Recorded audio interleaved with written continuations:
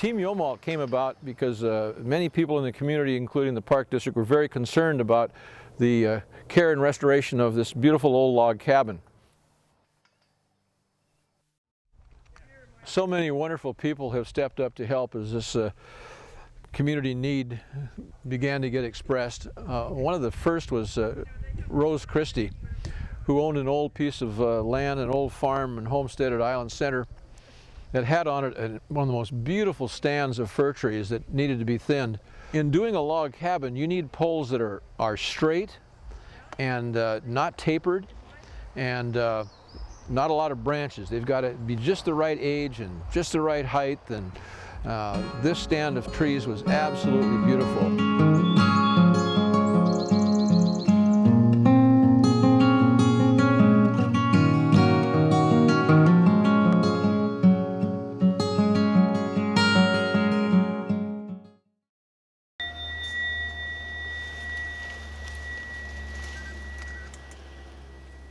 Harvest Day brought out a hearty group of people and started with a blessing from local Buddhist monks. Gonna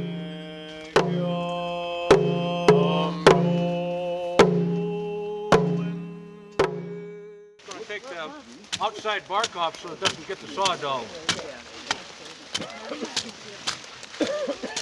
Little dirt in that bark. Well, this tree falling project today and our whole project has had the benefit of the oversight of a real island icon, and that's Dave Hewlin. Dave taught all the kids today how to fall trees the old historic way without chainsaws and gasoline. I thought this was too good an opportunity to let the younger generation experience the old ways that are still plenty good enough. Keep going. I got two. What do you got?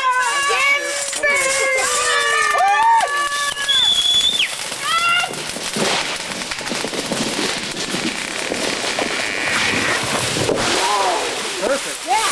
Oh my God. Right where I wanted it. That'll be wow. That was cool. Okay, let's go down. There it goes. There it goes.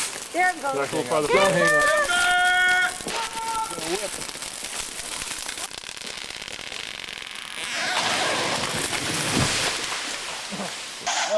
Let go.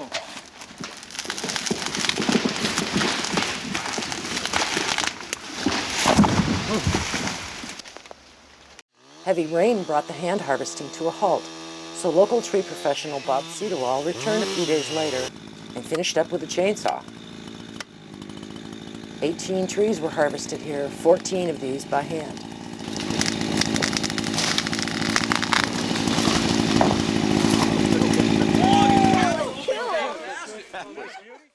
Once the trees were on the ground, the next challenge was, how were we going to get them to the camp? Jerry Harple from Port Townsend has a company, Horse-Drawn Forest Products, and for 35 years Jerry has been logging by horses. He brought a young team down. They were Percherons. Their names were Tom and Jerry, and they hardly needed reins, and he could just talk the trees right out of the forest. Jerry and his horses deserve a great vote of thanks from Bainbridge Islanders.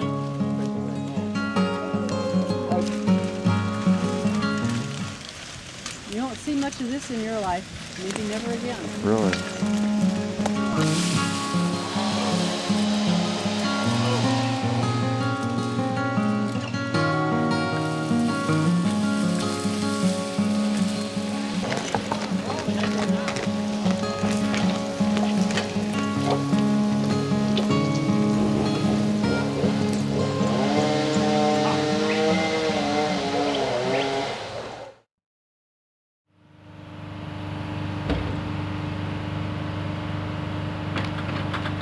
We couldn't have done without Bob, because Bob was also the fellow who transported the logs from the forest to the cabin.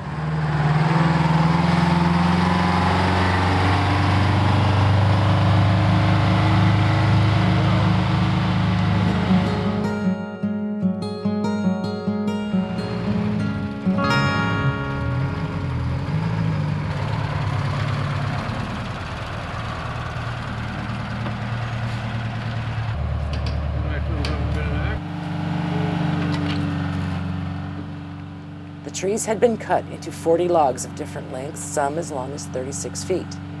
They had been carefully selected to match the length and diameters of the logs on the cabin needing replacement.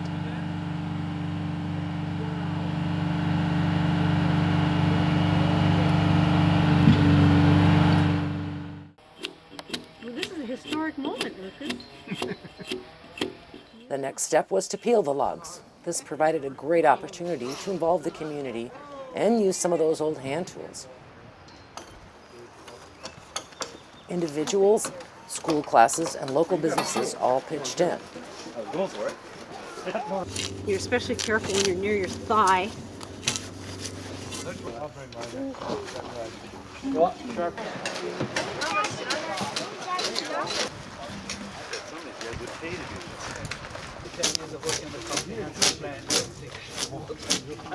Then you clove hitch onto the...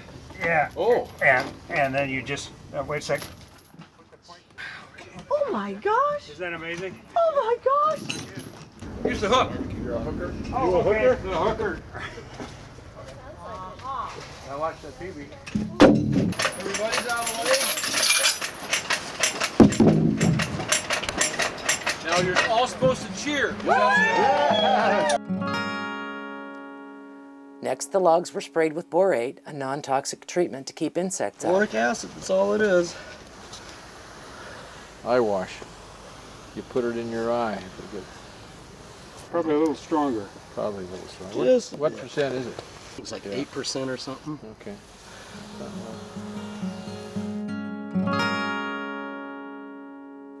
The logs spent 2007 basking under the blue tarp in the log yard. Their moisture level had been measured shortly after harvest, and they needed this time to dry out to an ideal 15%. Meanwhile, Team Yeomalt was busy with community awareness, planning, fundraising, and collecting other materials that would be needed to restore the cabin. The building permits were presented at the official ceremonial groundbreaking on December 2nd.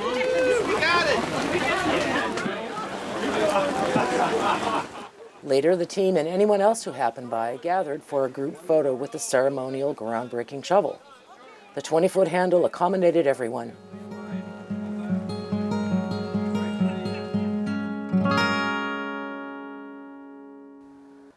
The cabin needed to be raised and secured for work to proceed. House mover Jeff Monroe and his crew moved in an impressive quantity of steel beams and wood timbers.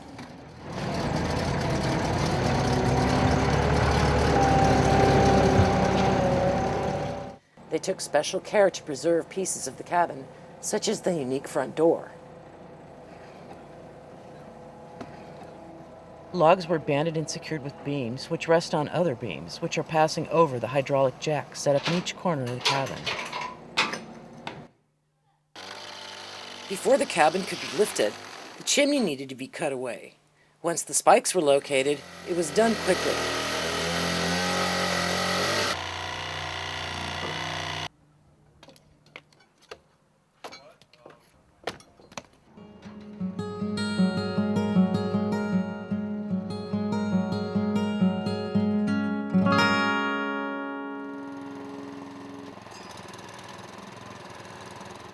The actual lifting was a slow, methodical process, carefully jacking, leveling, and shimming, building up the cribbing stacks a little at a time. The jacking machine outside is remarkably quiet when you consider the force needed to lift this cabin that high.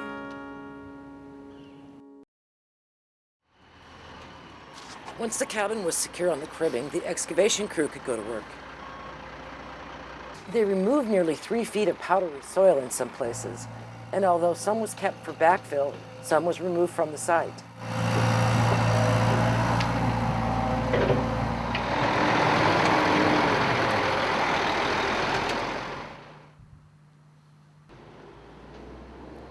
A major problem the cabin had was the leaning 22-foot, 55,000-pound chimney. Jeff and his crew bored holes, placed beams all the way through, and mortared them into place. Then it was excavated and supported on cribbing.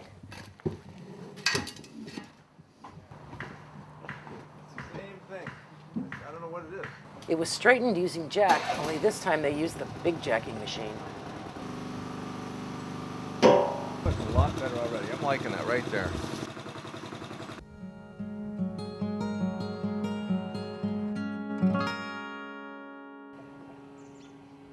With everything stabilized, restoration specialist Mike Brendage and crew built the forms for the new footings and foundation. A Team Yeomalt member since the beginning, Mike has unique qualifications and has been a part of nearly every step in this project.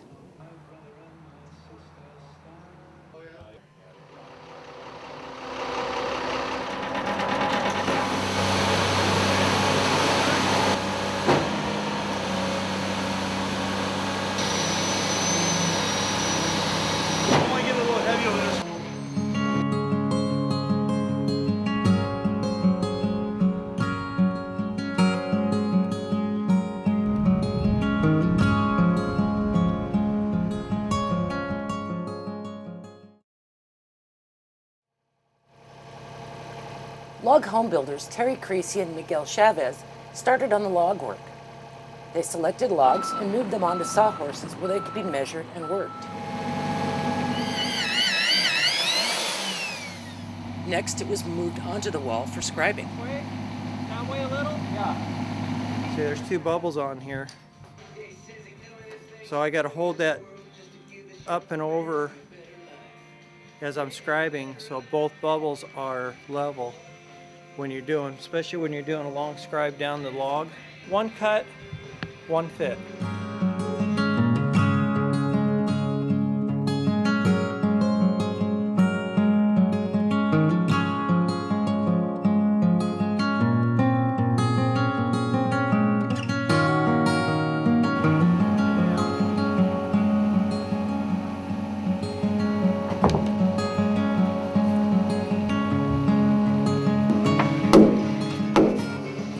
Now this here is my layout stick, so I know what the heights, and I'm going everything off of the top of the windows because those should be, that's the only level point that I can really go by on the cabin.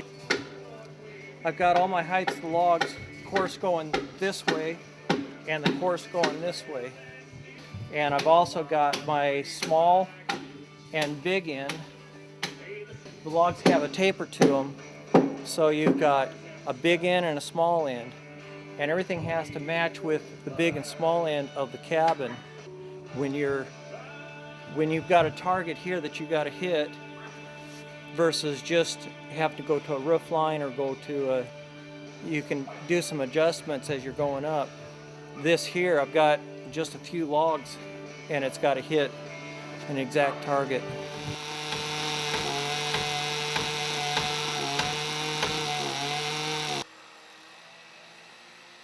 The log work continued through December.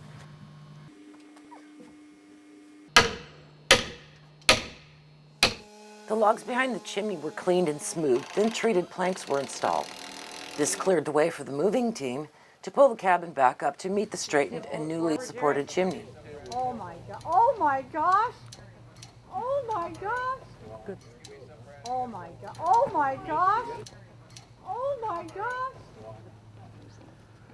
Oh my gosh. Where's the bars of soap? That's what I want. This one's going.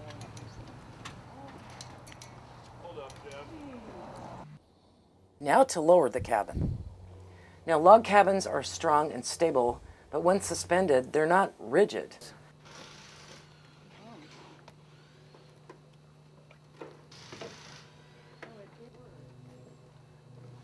This was another challenge, and the pushing, pulling, and fitting went on for hours.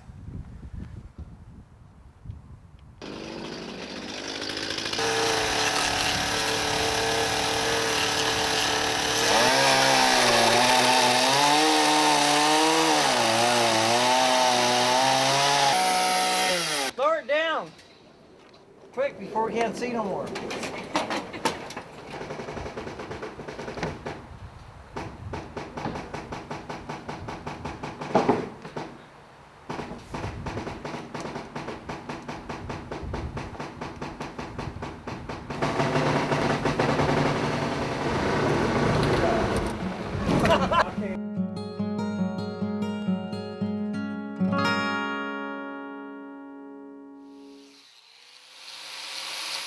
Once the cabin was snug on its foundation, Terry and Miguel hung the new door.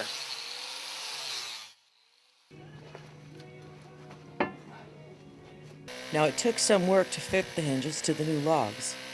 Terry's artistry with both chainsaw and chisel, making sure flat hinges seat into channels in the round timber. Of course, in the old days, they didn't have drills like this to put the lags in and everything. It's a whole lot harder for them, but it's a whole lot easier for me.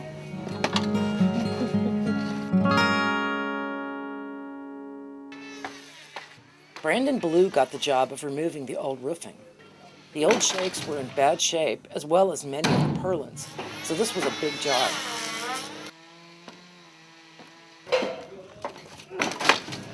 Jerry Elfendahl dropped off some new purlin poles, and Dave Hewlin came by and peeled them. Meanwhile, Terry and Miguel were busy building a new east gable. Each log was grooved, measured, and trimmed, using a template they'd made from the old one. Temporarily tacking it together, it was easy to disassemble, so each piece could be lifted into place by machine.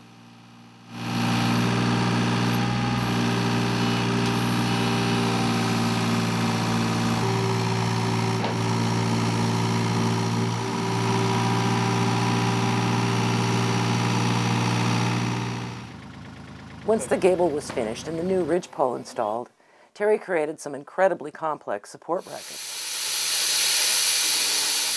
These new brackets and support poles are a huge improvement to the structural integrity of the cabin. We marked out the holes. I drilled a small hole through the log to mark my center point for these holes. Considering all the angles involved in getting these logs to fit the brackets, each end was trimmed only once. That's all they needed.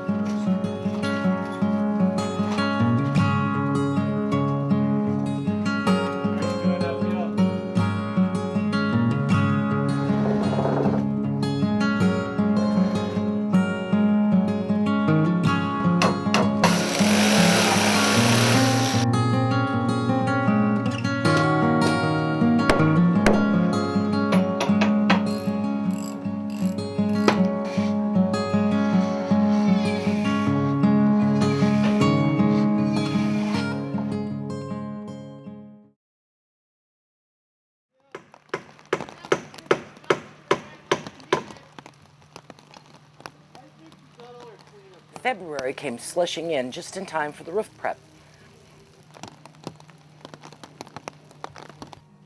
The beautiful shakes that Team Yeomalt found were moved into place, and Mike Brundage and Brig Morgan lost no time in putting on the new roof.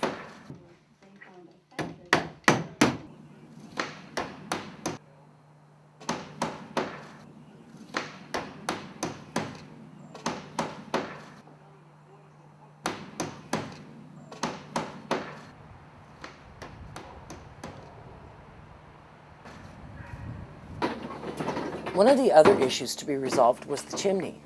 The cabin is higher on its new foundation, making the original chimney too low. So Terry Creasy added to the stonework and brought the chimney up to code.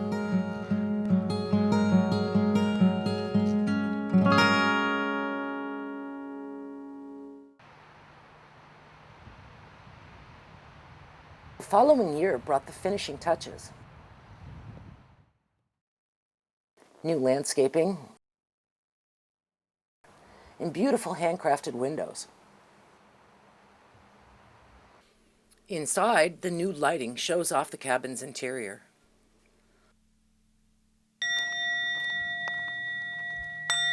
The official reopening of the cabin began with a blessing by Senji-san.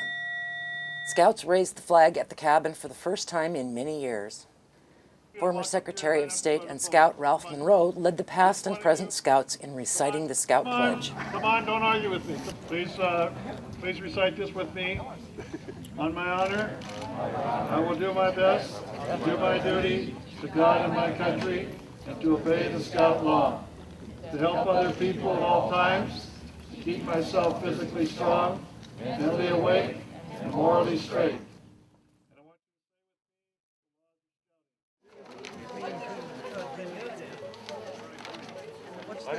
After the ribbon cutting, people were free to wander around and enjoy the restored cabin.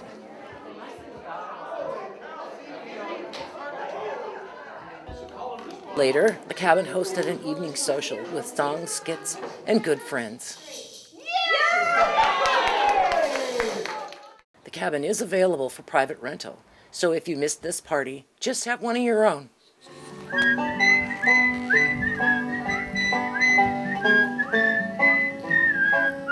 Got it down? Get your scissors.